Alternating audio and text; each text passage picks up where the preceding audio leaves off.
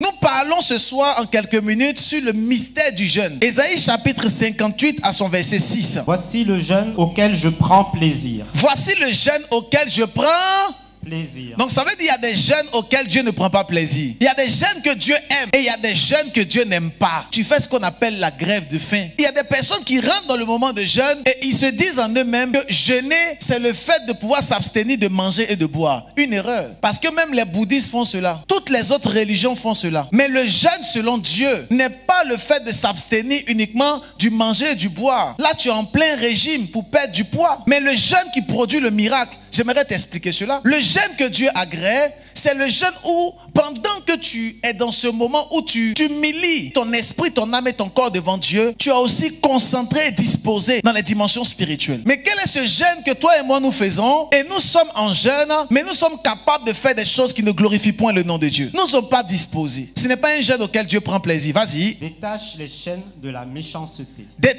Donc tu ne peux pas être en jeûne et tu continues à marcher dans la méchanceté. C'est pas possible. Détache les chaînes de la méchanceté. Continue. Dénoue les liens de la servitude. Dénoue les liens de la servitude. Donc toute forme de servitude auquel tu étais attaché, tu dois dénouer les liens. Renvoie libre les opprimés. Renvoie libre les opprimés. Et que l'on rompe toute espèce de joug. Et qu'on rompe toute espèce de joug. Partage ton pain avec celui qui a faim. Partage ton pain avec celui qui a faim. Qu'est-ce que cela signifie? Lorsque tu es en jeûne, Dieu dit tu dois avoir une attitude. Et c'est cette attitude qu'on a lue un peu plus haut. Mais il continue pour dire partage ton pain à celui qui a faim. Fais le bien lorsque tu es en jeûne. Ça sera un jeûne agréable à Dieu. Un jeûne que Dieu va agréer et que Dieu va s'appuyer dessus pour t'exaucer. Combien de personnes entrent dans les moments de jeûne mais ne sont pas exaucées? Pourquoi? Parce qu'il est entré avec la mentalité de ne pas manger et de ne pas boire uniquement, sans savoir que cela n'est pas le jeûne. Le jeûne selon Dieu, c'est toute une attitude que tu adoptes. Joël chapitre 1 verset 14. Publier un jeûne. Publier un jeûne.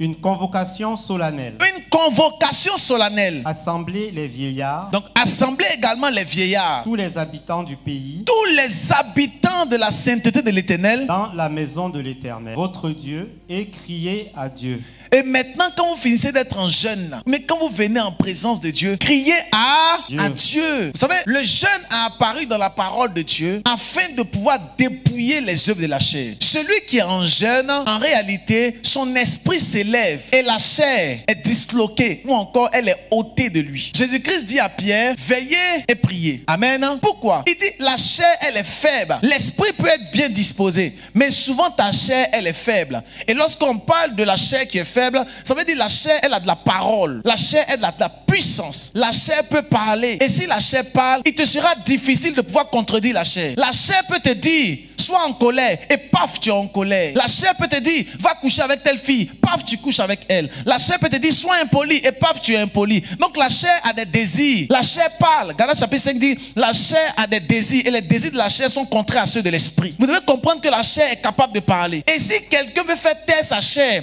il doit faire premièrement mourir la chair par le jeûne. Et ton esprit maintenant sera élevé. Et ton esprit va monter. Et ton esprit va atteindre un certain niveau. Voilà pourquoi tout homme de Dieu, toute servante de Dieu qui veut faire des signes et des prodiges dans cette génération a besoin impérativement de jeûner. Si quelqu'un veut atteindre une destinée glorieuse, tu as besoin de te priver. Tu as besoin de jeûner. Ça, c'est impératif. C'est primordial. Dans le livre de 2 Chroniques, chapitre 20, il y a un homme qu'on appelait le roi Josaphat. Les gens sont venus se lever contre lui pour lui faire du mal. Pour que Josaphat puisse avoir le succès, la Bible dit clairement, quelque chose s'est passé. Josaphat a publié un jeûne dans tout Juda. Et c'est grâce à ce jeûne que Josaphat a eu la victoire. Souvent, tu pries beaucoup, tu n'as pas de victoire parce que simplement tu dois jeûner. Ta victoire est cachée dans le jeûne. Mais parce que tu aimes tellement manger les pâtes bolognaises, le chikwang, la tieke et le miondo, comme tu aimes tellement manger, ça t'empêche de pouvoir entrer dans la puissance et dans la bénédiction. Lorsque tu veux entrer dans les grâces et dans les bénédictions, tu dois apprendre à priver ta chair. Il y a quelqu'un qui dira, moi j'ai 70 ans et comme je suis un peu vieux, je ne peux pas trop jeûner. C'est Dieu qui a considéré que tu es vieux ou c'est toi qui as dit que tu es vieux? Dans Joël chapitre 1 verset 14, la Bible dit assemblez les vieillards. Donc toi tu dis tu es vieux, on parle des vieillards. Donc ça veut dire qu'eux ils sont 2 fois plus âgés que toi. Souvent,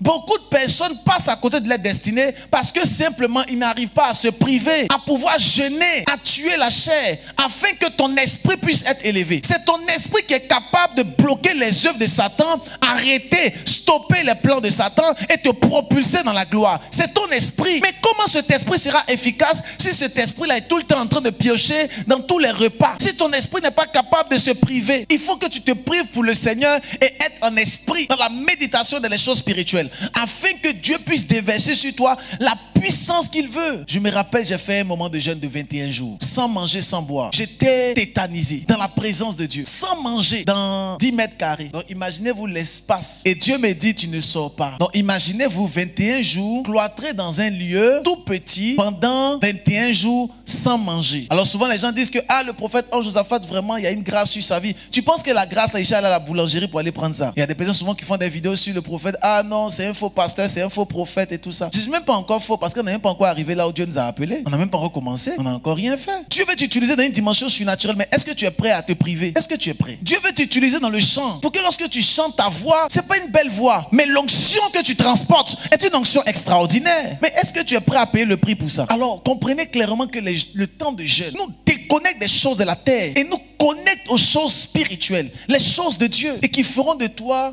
un signe dans cette génération. Regardez, voici le premier élément que tu peux noter. Lorsque nous sommes en jeûne, cela crée en nous le réveil spirituel. Lorsque tu rencontres quelqu'un qui est dans le jeûne, qui passe du temps et qui prend du temps à jeûner pour Dieu, il y a un réveil spirituel qui est sur le point de planer sur sa vie. Donc souvent ton problème de papier n'est pas un problème de prière. Le problème des démons qui te combattent, c'est pas un problème de prière, c'est un problème de jeûne. Faut te priver. Décide de ne pas manger pendant 30 jours. Décide. Et dans ce moment de jeûne, ton cœur est humilié devant Dieu. Ton cœur humilié devant Dieu. Humilié. Ton cœur est vraiment humilié, patient, rempli de grâce et rempli d'amour. Voilà pourquoi souvent je m'étonne lorsque les gens finissent d'être en jeûne et quand ils sortent avec l'orgueil. Tu rentres dans un moment de jeûne avec Dieu, tu dis tu allais rencontrer Dieu, mais quand tu sors, on a l'impression comme si c'est Satan que tu as rencontré là-bas. Parce que quand moi je sors d'un moment de jeûne, mon esprit est comme un petit enfant. Voilà pourquoi Jésus-Christ a dit, laissez venir à moi les petits enfants. Car le royaume des cieux est semblable à ceux qui les ressemblent. Tu es rempli d'humilité. Mais des fois, quand d'autres personnes entrent en jeûne, quand ils sortent, c'est comme l'orgueil l'a envahi, la médiocrité, l'impolitesse. Mais toi, pour ta part, tu dois entrer dans le temps de jeûne avec humilité. Et quand tu en sors, tu sors comme un petit enfant. Et tu apprends tout de nouveau avec Dieu. Et c'est ce que Dieu va agréer. Vous allez vous rendre compte comment Josaphat a impacté sa génération juste par un jeûne. Josaphat n'a pas dit, on va commencer à faire une offrande à l'Éternel. Non. Je vous ai déjà informé, je vous ai dit que chaque porte a une clé. Et chaque clé a sa porte. Les clés passe-partout n'existent pas avec Dieu. Donc la clé des finances est rattachée aux données. Mais la clé de la puissance et pour renverser les autels de ta famille sont également réservés dans le jeûne. Alors tu peux faire toutes les offrandes que tu veux, mais tu vas voir que l'autel de ta famille ne pourra pas être renversé. Tant que tu ne décides pas d'être un vrai disciple du Seigneur,